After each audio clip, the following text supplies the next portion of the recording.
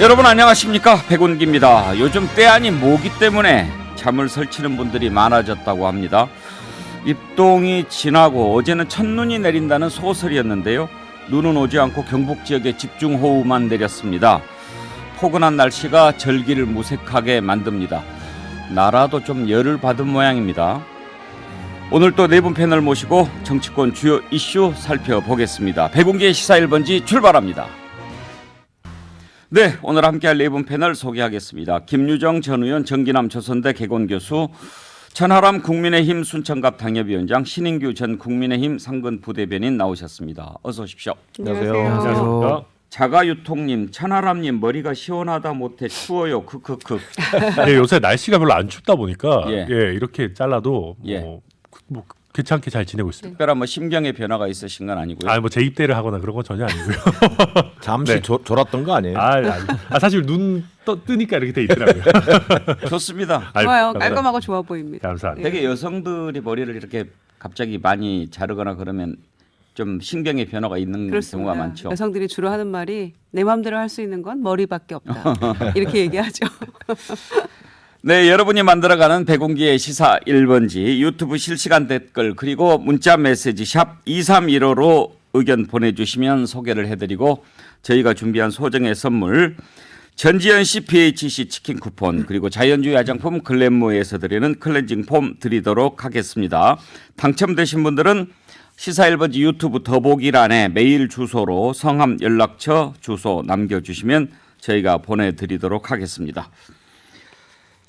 먼저 어제 이태원 참사 유가족들이 참사 24일 만에 처음으로 공식 기자회견을 했습니다. 민변이 주최를 했는데요. 민변이 만든 이태원 참사 진상규명과 법률지원 태스크포스에서 마련한 자리입니다.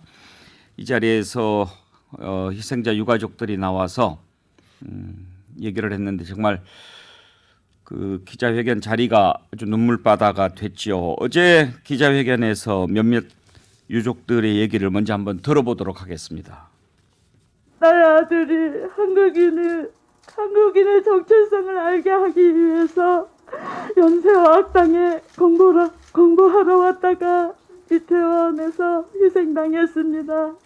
우리 아들을 보내면서 가장 힘든 것은 나라를 이끄시는 분들이 잘못을 인정하지 않고 아닌 것을 아니다라고 말하지 못하는 것이 참으로 답답합니다. 여러분들 힘내셔서 꼭 우리 아이들의 억울함을 풀어주고 아닌 것은 아니다고 하는 세상에 왔으면 좋겠습니다. 지금도 밤이 되면 딸이 대문을 열고 들어올 것 같아 꿈을 꾸고 있는 것 같기도 합니다. 먼저 이 참사, 이 비극의 시작은 13만 명이 모이는 인파, 군중 관리를 제대로 하지 못한 게 문제라고 생각합니다. 근처에 있던 기동대를 투입하지 못했다는 말은 결국 경찰이 일반 시민들의 안전이 아니라 시위 관리와 경호 근무에 얼마나 매몰되어 있었는가를 보여주는 것이라 생각합니다.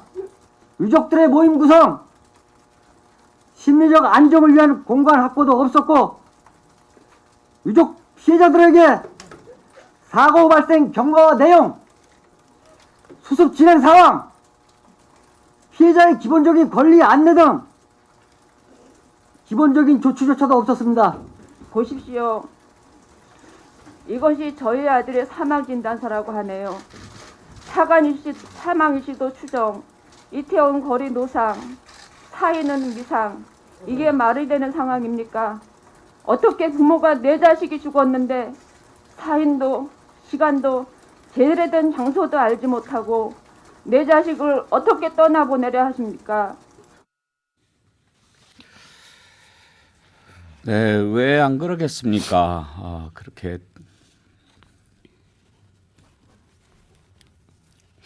축제 나간다고 떠났던 아들, 딸이 싸늘한 시신으로, 그것도 몇 시간 만에 그렇게 됐을 때 부모들의 심정 말로 할 수가 없죠. 그런데 김유정 의원 저런 일들을 당하면 그런 그 사연들을 되게 이제 좀 알게 되고 네. 국민들이 이 집은 또 이런 사연이 있었구나. 지금도 보면은 김인홍 씨 같은 경우에는 오스트리아 국적 희생자인데 연세어학당에 공부하러 왔다가 이렇게 희생당했잖아요. 이런 것들을 전혀 사실 그동안 좀 알 수가 없었어요. 그래서 그게 참 더 가슴이 아픕니다. 그런 점에서.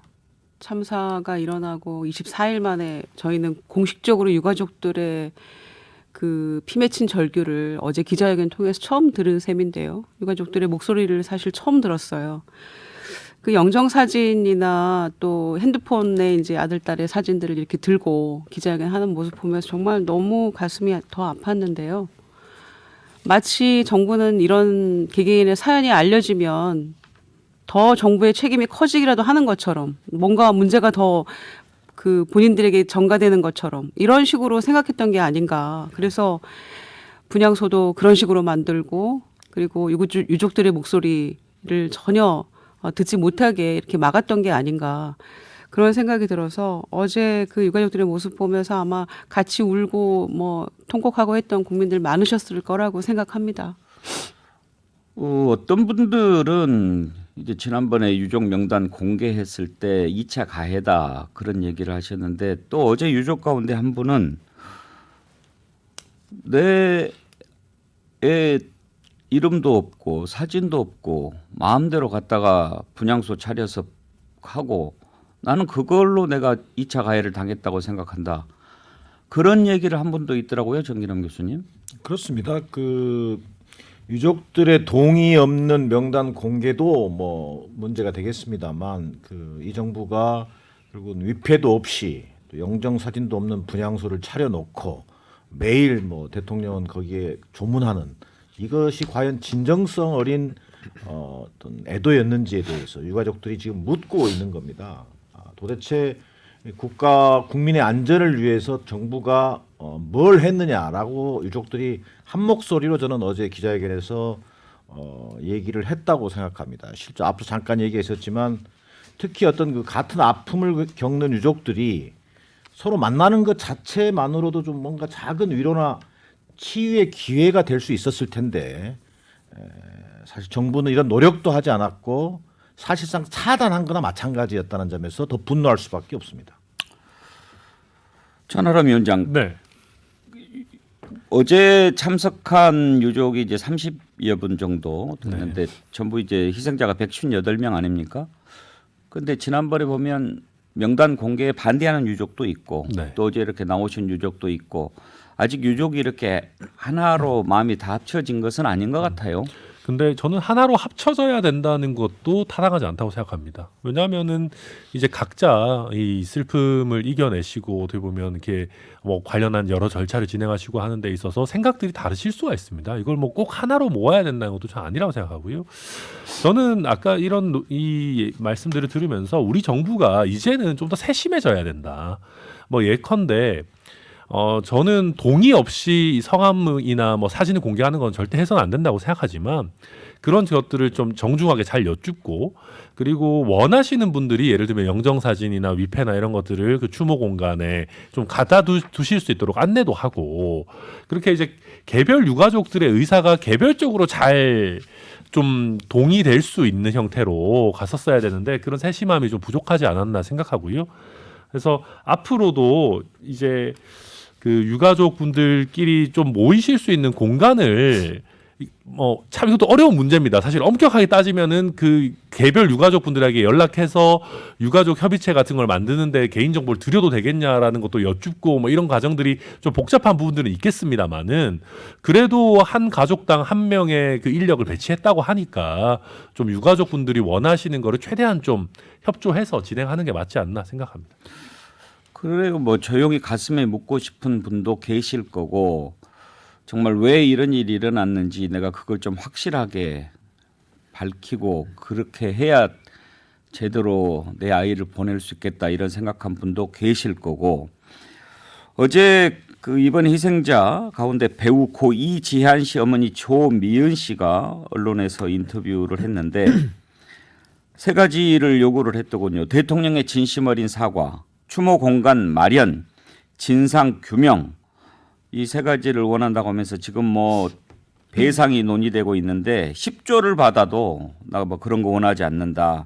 진상 규명하지 말라는 뇌물이라면 필요 없다. 이렇게 얘기를 했는데 신은규 변호사, 지금 우리가 딱 그룹핑을 할 수는 없지만 적극적으로 뭔가 진상 규명에 좀 적극적인 분도 계실 거고 또 유족이라도 공개를 원하지 않고 그냥 가슴에 묻고자 하는 분도 계실 거고 그다음에 또 이제 중간에 많은 분들은 어찌할 바를 몰라서 그냥 계시는 분도 있을 것 같아요.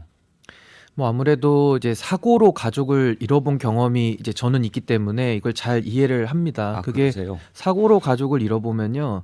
일단 당황해서 아무 생각도 나지 않고요. 경황이 일단 없습니다. 그리고 마음이 당연히 무너지는 상황이고 그래서 참 주변에서 이럴 때일수록 어려울 때일수록 더 이렇게 세심하게 좀 이렇게 도움이 되고 좀 이렇게 보살피는 게 참 필요한데 지금 그런 것들이 전혀 이루어지지 않았다라는 것이 좀 우리 사회가 좀 이번에 되돌아봐야 되지 않느냐 저는 이렇게 생각을 하고요. 이게 어떻게 보면 사실 불행이고 불운한 일 아니겠습니까? 누구라도 그 자리에 있었더라면은 본인이 당했을 수도 있는 그런 위협이란 말입니다. 근데 그런 거에 대해서 정치적으로 이용을 하겠다는 사람도 물론 있을 수 있습니다. 근데 그건 인간이 할 행위가 아니지 않습니까? 그래서 그런 생각은 정말 해서도 안 되지만은 오히려 또 그걸 미리 염려해가지고 오히려 더 원천봉쇄하는 건 또 더더욱 문제인 겁니다. 그래서 저는 좀 우리 사회가 이 슬픔 앞에서 또 감정에 빠져 있는 가족들을 위로하고 또 나머지 지금 사회 구성원들은 조금 더 냉정한 상태에서 이 사태를 좀 더 예의주시하면서 면밀하게 좀 대응할 필요가 있다. 저는 이렇게 생각을 합니다. 신유기 변호사께서는 유족들의 마음을 위로하고 또 이 정말 가슴 아픈 이 참사를 어떻게 하면 승화시킬 수 있을 것 같습니까? 일단은 뭐 사실 이런 참사 앞에서 무슨 말로도 사실 참 위로가 안 될 텐데요. 그래도 국가가 지금은 뭐 배상이 먼저 나오고 수사가 먼저 나오고 지금 이럴 땐 저는 아니라고 봅니다. 충분히 아파할 일이고 또 타인의 아픔에도 우리가 다 공감을 하는 것이 당연한 거거든요. 근데 이번에는 좀 사고 수습을 하는 모습을 보면은 너무 좀 이렇게 누구한테 쫓기듯이 뭐 이렇게 뭘 공간을 열어두지 않고 그냥 정광석화처럼 뭐 애도 기간 지정하면서 어떤 좀 논쟁이 좀 산으로 간다는 느낌이 좀 많이 들었고요. 안 그래도 처음에 이거 좀 정쟁화되면 안 된다, 이거 정치화되면 안 된다고 모두가 다 얘기를 했었는데 아니나 다를까 지금 20일이 지난 지금에 와서 또 평가해 보면 또 똑같구나, 지금 이런 생각들을 많이 하실 겁니다. 그래서 저는 조금 우리 사회가 지금은 조금 차분해지고 좀 이 사태 앞에서 좀 냉정해질 필요가 있다, 저는 이렇게 봅니다. 네. 지금 일단 참사가 일어난 24일, 25일이 지났지만 아직도 책임지는 사람 하나 없습니다. 수사를 계속하고 있는데 지금 수사 선상에 오른 사람들은 현장에서 지휘를 했던 그런 사람들한테 많이 가는데 글쎄요. 일단은 그래도 전부 다 하나로 뭉쳐서 어떤 집단 행동을 해야 된다가 아니고 진정하게 추모를 하려면 적어도 뭐 누군지는 알 필요가 있지 않을까 그런 생각도 듭니다만은 정부가 명단 공개를 뭐 이렇게 하려고 하지는 않습니다. 특히 이상민 행안부 장관은 국회에서 명단이 없다 그렇게 얘기를 했는데 그게 사실일까요? 일단 국회 발언을 한번 들어보시죠. 유족에 대한 연락처나 이런 것들을 정부가 독점하고 있기 때문에 행안부에서는 유족 전체에 대한 자료를 가지고 있지는 않습니다. TF에서는 유족하고 연락을 취하지 않는다는 것인지 국무위원이 하는 말을 왜 그대로 받아들이지 않으시고 자꾸 거짓말을 한다고 그렇게 생각하는지 모르겠습니다만 행안부에서는 명단조차도 가지고 있지 않습니다. 연락처는 물론이고요. 김유정 의원, 안 가지고 있는 게 잘하는 일입니까? 근데 안 가지고 있을까요? 안 가지고 있으면 큰 문제고요. 안 가지고 있다고 저렇게 국무위원을 못 믿냐고 내 말 못 믿냐고 큰 소리 치는 행안부 장관은 처음 봅니다. 국회에서 저렇게. 근데 결론은 거짓말 한 거잖아요. 서울시가 참사 이틀날 다 희생자 명단하고 유가족 명단 확보해서 행안부하고 서로 유기적으로 연락을 주고받고 있는 그런 상황이었는데 행안부 장관은 그로부터 십수일이 지난 국회에 와가지고 나를 왜 못 믿냐 이렇게 외려 큰 소리를 치고 있는 그런 모습 보면서 사람이 저렇게 뻔뻔할 수 있구나 이런 생각을 했고요. 이제 못 믿게 됐잖아요. 본인 말이 거짓말이라는 게 만천하에 드러났으니까. 어떻게 정부를 신뢰할 수가 있겠습니까? 본인이 제1의 책임을 지고 있는 그런 사람이 국회 와서 오히려 적반하장격으로 큰소리치고 있는 모습 보면서 유족들의 마음이 더 무너졌을 거라고 생각을 하고요. 우리가 공식적으로 기억나는 사과의 두 마디가 있잖아요. 용산구청장의 마음의 책임과 윤석열 대통령의 죄송한 마음, 그 두 개뿐이지 않습니까? 그래서 유족들은 대통령의 진정한 사과를 요구하고 있는 것이고 진상규명 요구하고 있는 것이고 추모 공간 마련해 달라 이렇게 얘기하고 있는 건데, 참사 관련해서 그 근접했던 시간에 시민들이 신고하면서 해결책까지 다 제시한 거 우리가 다 들었잖아요. 112 녹취록에. 그리고 유족들의 지금 6가지 공식적인 요구사항, 대통령의 진정한 사과부터 포함해서 국민들이 다 이렇게 솔루션을 제시하고 있는데도 책임져야 할 정부는 그 누구도 책임 안 지고 이상민 행안부 장관은 국회 와서 이렇게 뻔뻔한 모습으로 거짓말을 아무렇지도 않게 늘어놓고 있으니까 이 정부에 대해서 희망이 없다고 얘기하고 있는 거죠. 지금 참사 이틀 뒤에 서울시가 희생자 명단, 유가족 연락처 이런 것을 엑셀 파일로 정리해서 재난안전주무부처인 행안부에 전달했다고 하는데 왜 이렇게 이야기하는 걸까요, 천하람 위원장? 저도 사실 잘 모르겠습니다. 뭐 이게 행안부 장관에게 보고가 뭐 정확하게 되지 않았는지 아니면은 뭐 전체 이제 풀로 정리된 명단이 없다는 취지인지 뭐 저도 정확히는 모르겠습니다만은 행안부에서 이 재산세 감면이라든지 이런 부분들도 진행을 하고 있기 때문에 어느 정도는 명단을 뭐 취합해서 갖고 있으리라고 생각되는. 안 갖고 있어도 문제 아닌가요? 그렇죠. 왜냐하면 안전의 주무부서이기 때문에 그래서 그런 부분들을 챙겨야 되는 부분이 있는 것이고, 또 TF가 이제 개별 우리 가족분들과 이렇게 연락을 하면서 챙기겠다라고 하지 않았습니까? 그래서 행안부 장관이 왜 이렇게 얘기를 했는지, 뭐 보고가 어떻게 된 건지 저도 정확히는 잘 모르겠습니다. 네. 아니 명단과 연락처도 없다면서 무슨 배보상을 얘기를 해요. 이런 새빨간 거짓말이 어디가 있어요. 이상민 장관이 그 심지어는 거짓말도 거짓말이지만, 아니 국회의원의 질의에 대해서 윽박지른다고 정보가 생기는 것도 아니다. 저절로 정보가 생기는 것도 아니다라는 식의 이런 적반하장 태도를 보였는데요. 이건 또 몰랐다면 이것도 직무유기에 해당되는 것이고 어떤 책임으로부터 자유롭지 못하다는 생각이 드는데요. 저는 유가족들이 요구하는 게 저는 간단하다고 생각합니다. 어찌 보면 어제 이제 그 기자회견이라는 게 결국은 왜 어제 기자회견까지 왔게 되겠어요. 결국은 지금 현재 진행되고 있는 진상규명, 책임자 처벌 이런 것들이 지금 미덥지 않기 때문이지 않습니까? 이분들이 모일 이유도 사실은 없었는데 결국은 유가족의 아픔을 조금이라도 진정성 있게 받아들인다면 저는 제대로 조사하고 대통령이 공식 사과하는 데서부터 출발해야 된다. 그리고 행안부 장관을 하루라도 빨리 행안부 장관, 경찰청장을 해임하는 것이 모든 어떤 그 정부가 할 수 있는 조치에 저는 출발점이 돼야 된다라는 게 판단입니다. 근데 요즘 이 정부 장관들 보면은요, 국회에 나와서 국무위원 얘기를 상당히 좀 많이 해요. 이상민 장관도 그렇고 한동훈 장관도 그렇고 내가 국무위원인데, 그러니까 뭔가 그 저변에 흐르는 기류, 심정 이런 게 국회의원하고 내가 동급이거나 뭐 더 위에 있다, 나는 국무위원이다 이 얘기를 자꾸 하는데, 국무위원하고 국회의원은 그 어떤 지위나 이런 것에 위아래가 있는 게 아니잖아요. 성격이 그렇죠. 완전 다른 거잖아요. 국무위원은 그리고 대통령이 개인이 임명한 사람들이지 않습니까? 정부 조직 기구에 들어가 있는 사람들이. 그런데 국회의원은 국민이 선출해준 선출 권력입니다. 그러니까 이게 뭔가 은연중에 오랜 검찰 생활이라든지 법조 엘리트로서 우리 사회의 어떤 최상위층에 있던 사람들이 국무위원이 되면서 저는 갖는 의식이라고 저는 보여집니다. 국무위원 자꾸 얘기하는데 공산당은 국무위원이 좀 세죠. 뭐 공산당하고 체제를 비교할 건 아닙니다만은 사실 말씀하신 대로 국무위원은 임명직이고 이제 국회의원은 다 헌법기관으로서 일일이 한 명 한 명 다 국민의 선택을 받아서 이제 헌법기관 역할을 하는 거기 때문에 뭐 민주적 정당성의 권위에서도 상당히 차이가 나는 것이고요. 저는 이상민 장관은 이 참사의 직접적인 저는 원인 제공자로 저는 보거든요. 왜냐하면 최종 재난안전의 총괄 컨트롤 타워로서 본인의 역할을 못했기 때문에 지금 저 자리에서 답변하고 있을 저는 위치가 아니라고 일단 생각을 하고요. 수습에서도 마찬가지입니다. 대통령께서 제 기억으로도 유족들 촘촘하게 지원하라면서 1대1로 이렇게 좀 세심하게 신경 쓰라고 했거든요.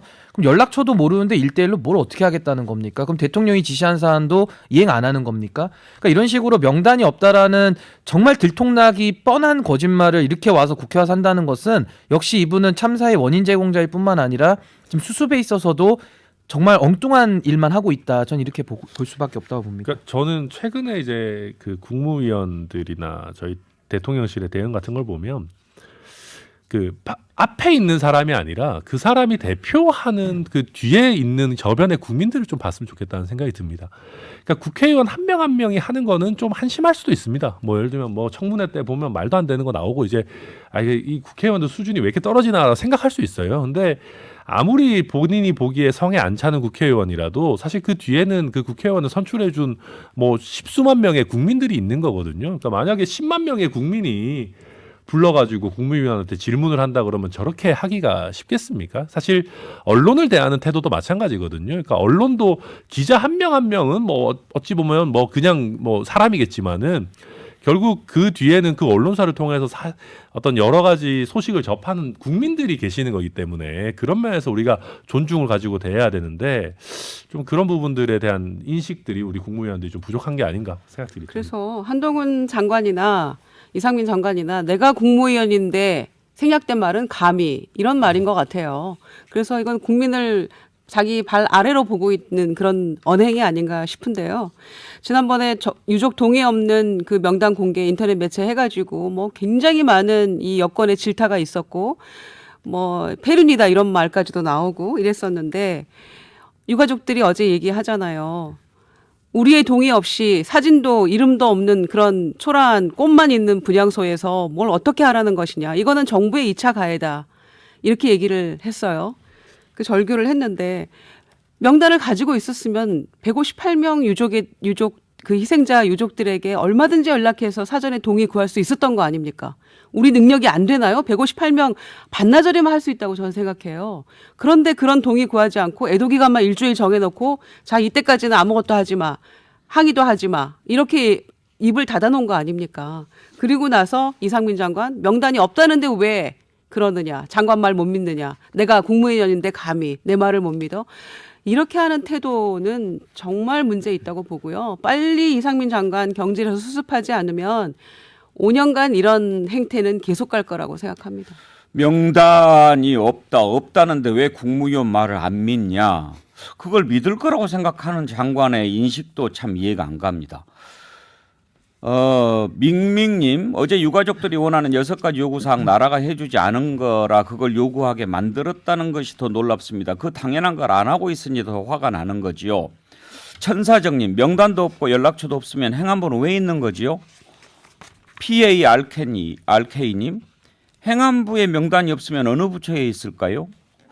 포추님 무능하면 염치라도 있어야지. 그래요 정말. 유가족들 기자회견과 관련해서 강호철님 애통 비통입니다. 으짜님 유족들 기자회견 볼 때마다 눈물이 나네요. 영정과 위패가 없는 분향소가 2차 가해 아닙니까? 참행복님 이 세상을 다 줘도 자식과 바꿀 수 없죠. 그렇죠. 이영희님 어제 유가족 기자회견을 들으면서 자식 가진 부모로서 너무 안타깝고 분해서 펑펑 울었습니다. 천사정님 어제 정말 많이 울었습니다. 정말 많이 울었습니다. 예.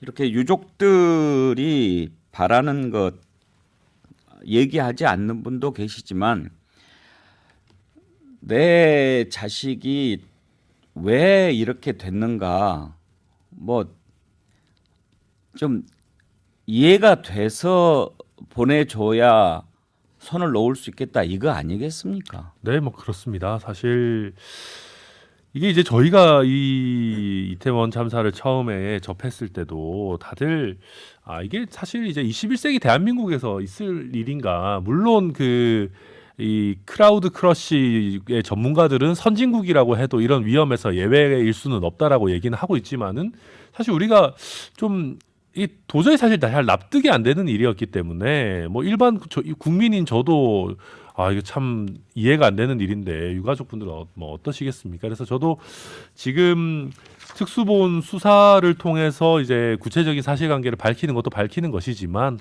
그럼에도 불구하고 뭐 어떻게 보면 부족한 부분들이 있다면 국정조사라든지 이런 부분들을 통해서 또 추가적으로 정책적으로 부족했던 부분 또 살펴보는 것도 필요하다고 생각합니다. 정말 이상민 장관은 차라리 아무 말을 좀 안 했으면 좋겠어요.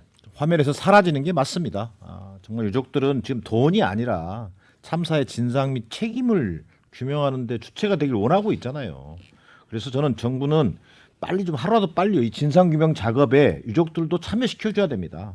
그리고 국회가 국정조사로 좀 이들의 목소리를 또 반영할 수 있어야 되고요. 그런 방식이 될 때만이 유족들의 어떤 진정한 절규에 답하는 것이라고 저는 생각합니다. 천하람 위원장, 오늘 아침 속보를 보니까 국민의힘이 의원총회에서 일단 예산안 처리 후에 국정조사 하기로 하기로 했다라고 하니까 국정조사는 이루어질 것 같습니다. 네, 거의 그렇게 될 것 같습니다. 이제 이번에 사실 어제 주호영 원내대표가 이미 예산안 합의를 조건으로 해서 국정조사하는 것을 추진하겠다고 밝혔고, 다만 이제 저희 당이 요새 사실 의원총회만 하면 좀 뭔가 강경론이 득세하는 경우들이 좀 있어가지고 저도 이게 좀 걱정을 했습니다. 왜냐하면 이 국정조사 절대 못 받겠다라고 하는 목소리들이 또 나오면 어떡하나.